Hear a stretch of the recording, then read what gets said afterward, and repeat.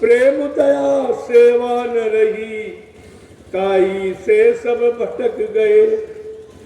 सत्य अहिंसा प्रेम रंग की ध्वजा आज लहराई है। हिंद देश की पावन तिथि 26 जनवरी आई है। वीर शहीदों की कुर्बानी की भूली याद दिलाई है। ये लोगों की समझ में क्यों नहीं आया? समझाने वाला गुरु होता है, पढ़ाने वाला गुरु होता है। जब तक आपको सच्चा गुरु जानकार नहीं मिलेगा, राजनीति, धर्मनीति का, परिवार नीति, समाज नीति का, तब तक आपको कोई नीति की परिभाषा नहीं बता सकता। क्या कह रहे हैं? बिनु गुरु राज समझ नहीं पाया, न देती राह दिखाई है। बिनु गुरु राज समझ नहीं पाया, न देती राह दिखाई है। गुरु विश्वामित्र गुरु द्रोणाचार्य राजगुरु ने बतलाई है। जय गुरुदेव समय के सतगुरु। आज समय का सच्चा सदगुरु कौन? वो तो गुरु ही थे। आज समय का सच्चा सदगुरु आया है। क्या कह रहे हैं? बिनु गुरु राज समझ नहीं पाया, न देती राह दिखाई है। गुरु विश्वामित्र गुरु द्रोणाचार्य राजगुरु ने बतलाई है। जय गुरुदेव समय के सतगुरु, जय गुरुदेव समय के सतगुरु, जिन श्वेत ध्वजा लहराई है। और हिंद देश की पावन तिथि 26 जनवरी आई है। वीर शहीदों की कुर्बानी की भूली राह बताई है। ये आपको ध्यान में रखना। आज इनकी यादगार की तिथि है जो देश पर कुर्बान हुई थी। लेकिन उनकी कुर्बानी केवल कहानी पढ़ने से नहीं, उन पर चलने के लिए तैयार। जब चलने के लिए तैयार हो जाओगे तो भारत देश खुशहाल हो जाएगा। इसमें सुख शांति आ जाएगी, सबको न्याय सुरक्षा रोजी रोटी मिलने लगेगी योग्यता के अनुसार, कोई दुखी नहीं रहेगा। ऐसा माहौल, वातावरण, इस धार्मिक धरा भारत भूमि का बन जाएगा। लेकिन आप बातें तो नहीं मानते। अगर मान जाओ तो ये काम आपको बन जाए, सब काम बन जाए।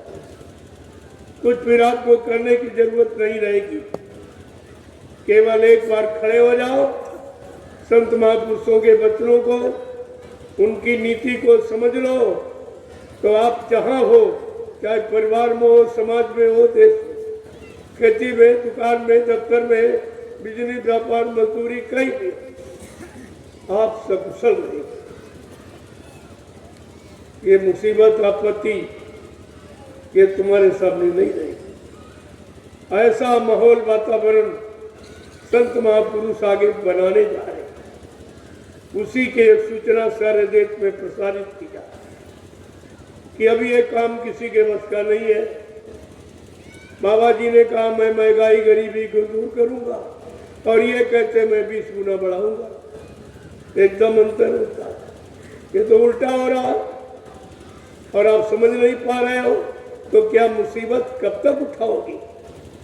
बेरोजगार कब तक रह के, क्या बुढ़े रिटायर हो जाओगे घर बैठे बैठे? फिर तुम्हारी पढ़ाई लिखाई योग्यता का मतलब क्या हुआ?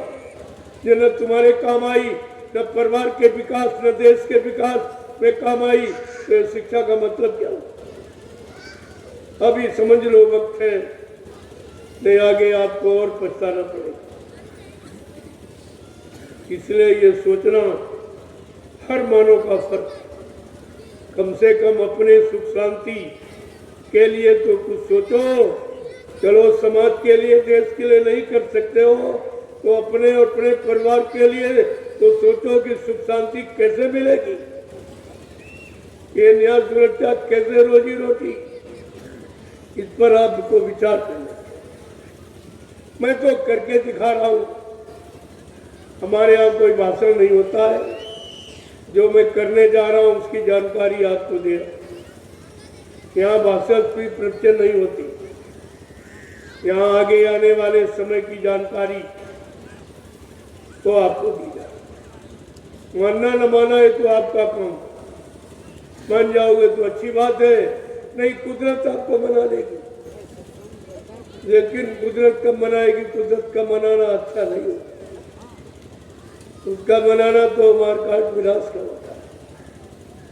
महात्मा ये काम होने नहीं देना चाहते, न वो स्वयं करना चाहते।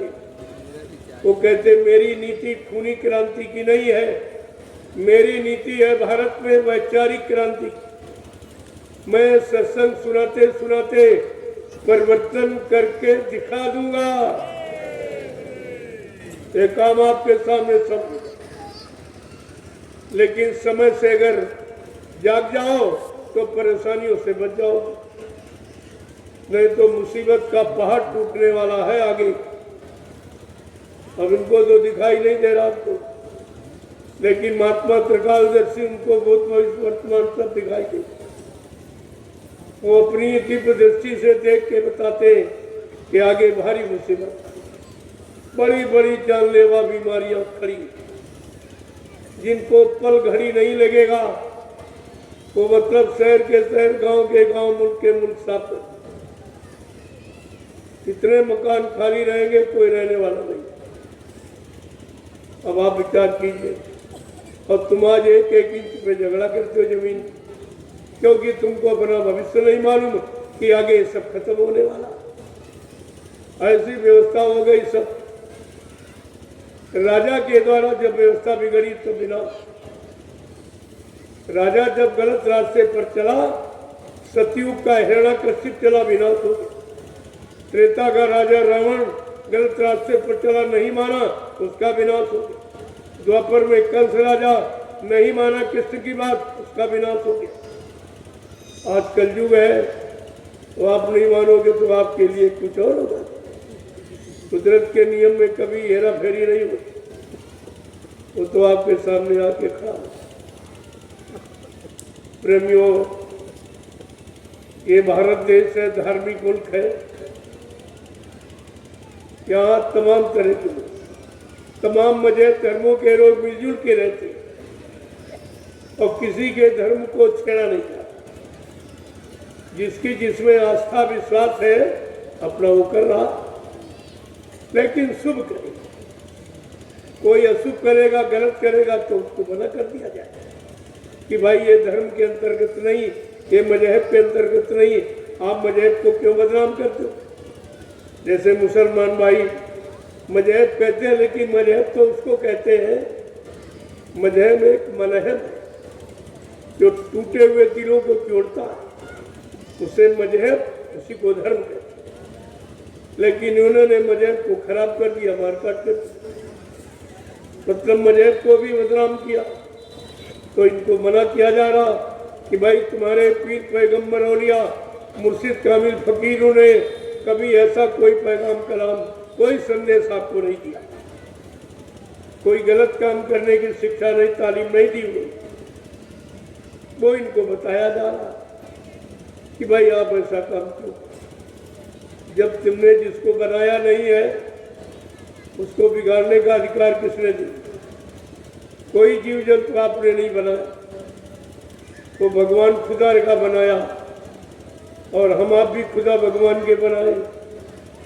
जब सब जीवों को बनाने वाला एक ही परम पिता परमात्मा यदि अल्लाह ताला खुदा है, तो हम सब भाई भाई तो है उसके नाते। परमात्मा खुदा के नाते हम सब भाई भाई के। शरीर सब उसी के बनाए हुए, और शरीर को जीवित रखने के लिए जो परमात्मा ने अपनी जीवात्मा, खुदा ने अपनी रूह में ढाली, उस नाते भी हम आप भाई भाई।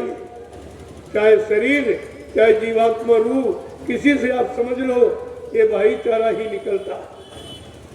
जब भाई भाई हो तो ये मारकाट बीच में कहां से आ गई? भाई भाई कहने में करे लड़ाई, ये भाईचारा नहीं है। तो आपको भाईचारे की बात बताई जाती, भाईचारा किसे कहते हो अभी आपको बताया जा, और समय से चेत जाओ, समझ जाओ, बाकी काम तुम्हारे अच्छे। बाकी सब जितने मजेदार, सबसे तुम्हारा धर्म, तुम्हारा इस्लाम। इस्लाम का मतलब क्या जानते? इस्लाम कहा मेरी सृष्टि में जितने जीव हैं ये मेरी रूह है, इसको तू सलाम कर। सलाम माने प्रणाम करो, इनको प्रणाम करो, ये सब तुम्हारे भाई हैं। इस भाईचारा को समझो और भाईचारा को निभाओ। और भाईचारा में तो प्रेम होता है, झगड़ा नहीं होता। तो ये आपको शिक्षा महात्माओं ने, पैगंबरों ने इसीलिए रखी थी कि भाई आप इस चीज को समझ जाओ, कोई गलती त्रुटि हो गई उसको ठीक कर लो। तो आपको ये सब बताया जाए। मैं आखिरी दिन आपको बताऊंगा, मुसलमानों के लिए कुछ कहूंगा, उनको लिए भी संदेश दूंगा, ऐसा नहीं है। जो पीर पैगंबर औलिया मुर्शिद कामिल फकीरों ने बताया, इसको ये भूल गए, केवल स्वाद के फिरके में फंस गए। जो इन्होंने गुनाह किया है, ये गुनाह इनको नरको दोजख में ले जाने वाला है, और इसी से आपको मना किया जा रहा है।